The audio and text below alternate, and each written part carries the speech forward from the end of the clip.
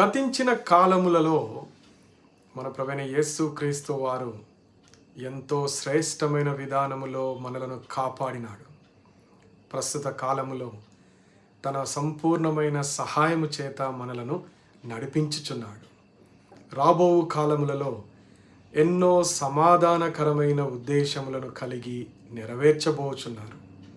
ఇంత గొప్ప దేవుడు మన ఎడల ఇన్ని కార్యములు చేయుచుండగా, ప్రియ సహోదరుడా సహోదరి, ఎన్నోసార్లు ఆ కార్యములను మర్చిపోయాం. ఆయన చేసిన మేలులను మర్చిపోయాం. ఆయన చూపించిన మహాకృపను ఎన్నోసార్లు విడిచిపెట్టితిమి, తృణీకరించితిమి. ఆయనకు చెందవలసిన స్తుతులు, మహిమ, ఘనత, ప్రభావములు చెల్లించుటలో నీవు నేను మనందరము తప్పిపోయాం.